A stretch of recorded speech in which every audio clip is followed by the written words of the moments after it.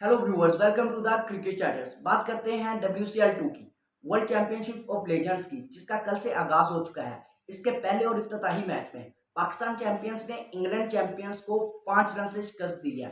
जी हाँ, England champions जिनको जीत के लिए 161 रन का टारगेट दिया गया था, उसे चेस डाउन करते हुए वो पूरी टीम 155 रन ही बना सकी।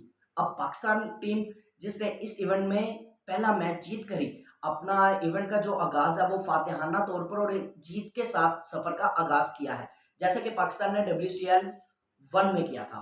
अब बात करें पाकिस्तान चैंपियंस के 160 रन बनाने की जो कहानी है उसकी, और फिर 161 रन जो पाकिस्तान चैंपियंस ने डिफेंड की हैं उसकी, तो वही पाकिस्तान जायंट्स जो खेल रहे थे, और वही पाकिस्तान की अनप्रिडिक्टेबिलिटी जो पाकिस्तान के बारे में पाकिस्तान पर हमेशा से टैग रहा है।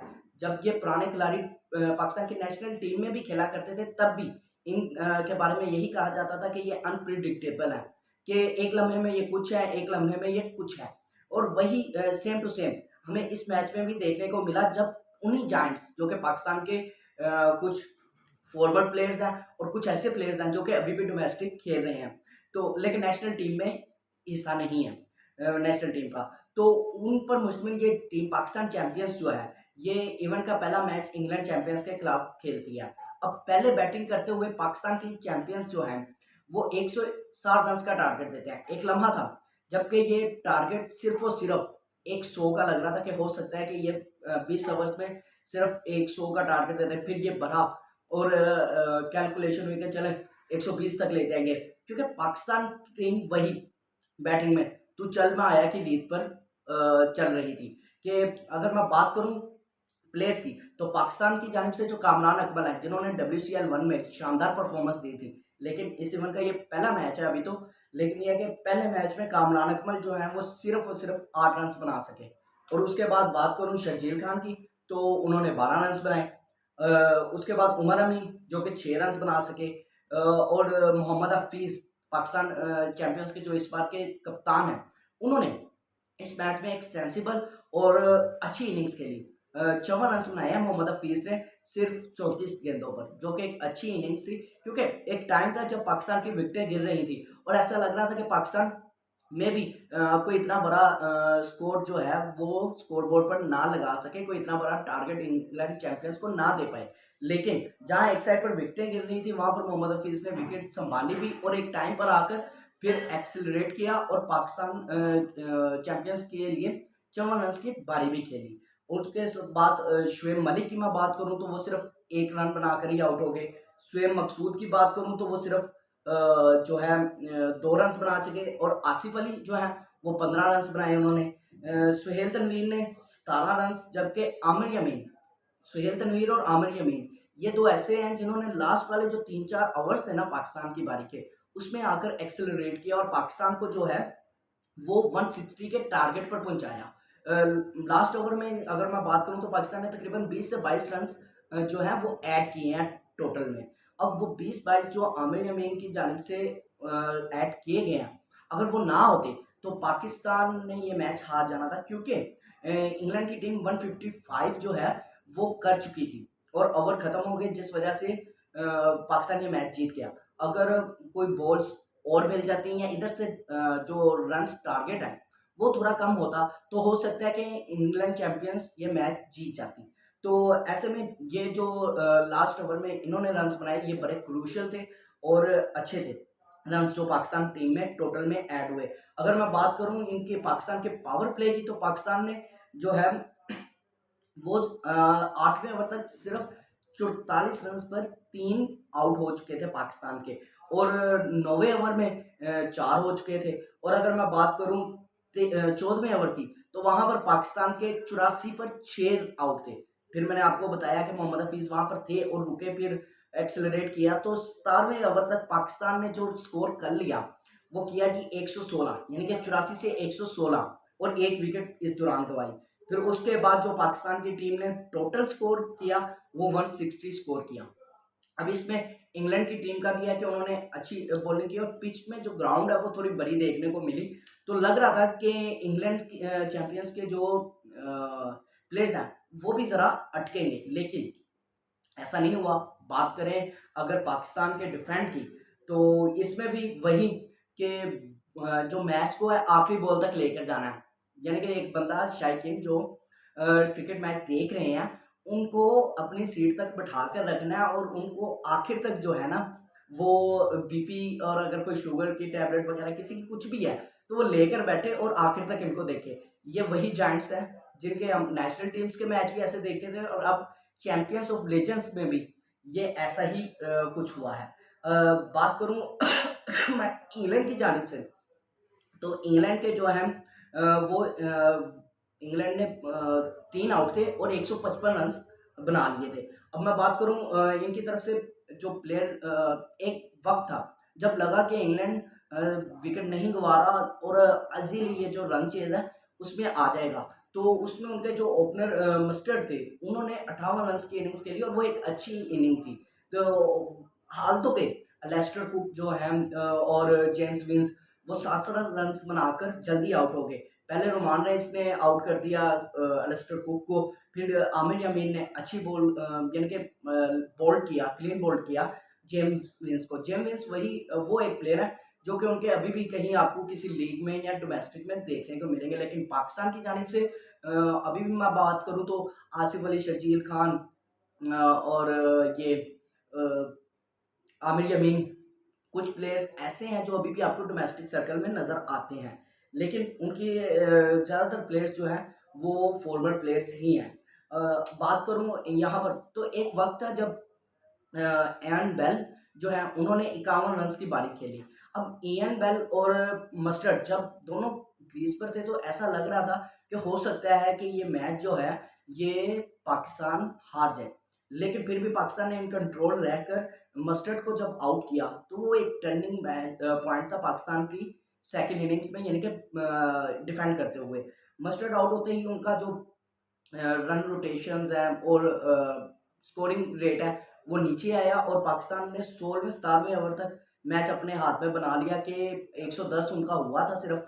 और उसके बाद पाकिस्तान ने जो है वो अपना मजीद जो है 3-4 ओवर्स में 40 से 50 रन डिफेंड करने थे। लेकिन फिर वही कि पाकिस्तान टीम है, अनप्रिडिक्टेबल है, एक लम्हे में कुछ, दूसरे लम्हे में कुछ। तो वही हुआ कि इन्होंने जनाबे वाला जब नीचे 3-4 ओवर आए, तो ऐसे रन्स देना शुरू किए कि हाँ जी। और वहाब रियाज माशाल्लाह, वो पहले भी नो बॉल्स उनका एक टैग था कि वो नो बॉल्स के लिए जाने जाते थे, जब पाकिस्तान नेशनल टीम की जानिब से भी खेले थे। तो उन्हीं की जानिब से इसमें भी सेकंड लास्ट ओवर जो है, और वैसे उन्होंने जो है नो बॉल करवा दी।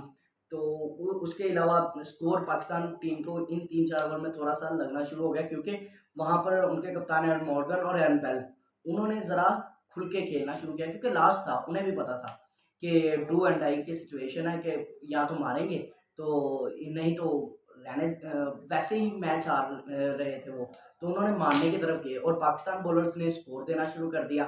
अब आखिरी ओवर की अगर मैं बात करूँ, तो आखिरी ओवर में 16 रन्स चाहिए थे, जिनको डिफेंड करने के लिए बॉल दी गई सुहेल खान को।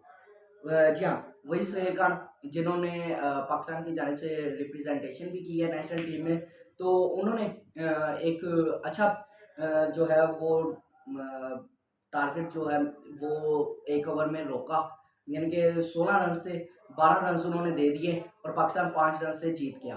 अगर वहीं कहीं वो ज़्यादा रन्स दे देते, 4 रन्स और होते, आखिरी गेंद पर 7 रन चाहिए थे। अगर तो वो छक्का हो जाता, तो मैच टाई हो जाना, सुपर ओवर में भी चला जाता। लेकिन फिर भी उन्होंने आखिरी गेंद जो है वो फुल लेंथ डिलीवरी करवाई और रोका बैट्समैन को कि वो हिट ना कर सके, और इस तरह पाकिस्तान 5 रन से ये मैच जीत गया। तो सुहेल खान ने आखिरी ओवर में जो है वो अच्छा डिफेंड किया, जो रिमेनिंग टोटल था 16 रन्स। तो अब उसके अलावा मैं बात करूँ ओवरऑल बॉलिंग की और बैटिंग की, तो वो वही पाकिस्तान की जैसे ये प्लेयर्स पहले नेशनल टीम में होते थे और अभी भी इन जायंट्स की जानिब से वही अनप्रिडिक्टेबिलिटी जो है वो साथ-साथ चल रही थी। कमेंट्री बॉक्स में भी कमेंटेटर्स भी कह रहे थे Pakistan team is unpredictable, and वही अगेन एंड अगेन कि इनकी अनप्रिडिक्टेबिलिटी चलती आ रही है और ये हैं ही ऐसे हैं कि एक पल में कुछ, एक में कुछ। खैर, जो भी था, लेकिन ये है कि पाकिस्तान ने ये जो अपना मैच है, पहला मैच, उसे जीत लिया है और अब पाकिस्तान इस इवेंट में आगे बढ़ेगा और जीत के साथ अपने सफ़र का आगाज़ करेगा। अब अगले मैच की मैं बात करूँ, तो पाकिस्तान का जो अगला मैच है, वो इस वक़्त है जी इंडिया के साथ। अब इंडिया और पाकिस्तान का जब टकराव होगा, वो मैच लाज़मी तौर पर इंटरनेशनली बहुत ज़्यादा देखा जाएगा और पाकिस्तान और इंडिया में तो ख़ास तौर पे बहुत ज़्यादा देखा जाएगा। अब ऐसे मैच में पाकिस्तान ने ये जो परफ़ॉर्मेंस दी है, ये कोई इतनी उस लेवल की परफ़ॉर्मेंस नहीं है कि आपको इतना कॉन्फिडेंस बूस्ट हो इस टीम पर। हालाँकि ये टीम जो है इस इवेंट की फिटेस्ट टीम है, यानी कि बैटिंग के लिहाज़ से भी और बॉलिंग के लिहाज़ में भी, और इसमें पाकिस्तान के कुछ ऐसे प्लेयर्स हैं 4-5 जो कि आपको डोमेस्टिक सर्कल का भी हिस्सा नज़र आते हैं कि वो अभी क्रिकेट खेल रहे हैं, यूज्ड टू हैं। कुछ प्लेयर्स हैं जो कि क्रिकेट को तकरीबन खैराबाद टोटली कर चुके हैं, लेकिन ये है कि कुछ हैं जो डोमेस्टिक सर्कल में भी आपको नज़र आएँगे, लीग्स में भी नज़र आएँगे।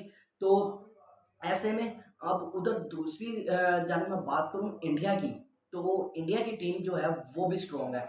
इंडिया की बैटिंग लाइक ऑलवेज़, जैसे इंडिया की पहले बैटिंग होती थी, अब लीजेंड्स में भी उनकी जो बैटिंग है उसमें उथापा है, सुरेश रैना, युवराज सिंह, शिखर धवन, उधर से मैं बात करूँ अगर यूसुफ पठान, इरफान पठान, तो वही यानी कि उनकी बैटिंग जो है सॉलिड है।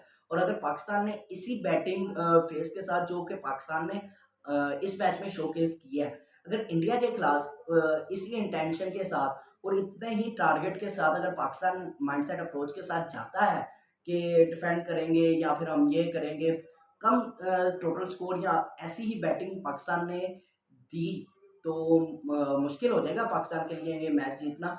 और पाकिस्तान चैंपियंस जो है इंडियन चैंपियंस के खिलाफ जो है वो अच्छी परफॉर्म आपको दिखाती नज़र नहीं आएगी, क्योंकि वो अगर आप बैटिंग में ही देखें तो पाकिस्तान की जो बैटिंग है वही कोर हो सकती है।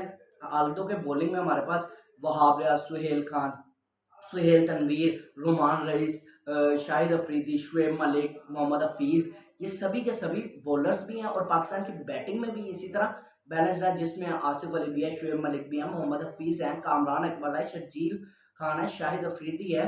तो इस तरह आमिर यामीन है ऑलराउंडर आपके पास, उमर अमीन भी है।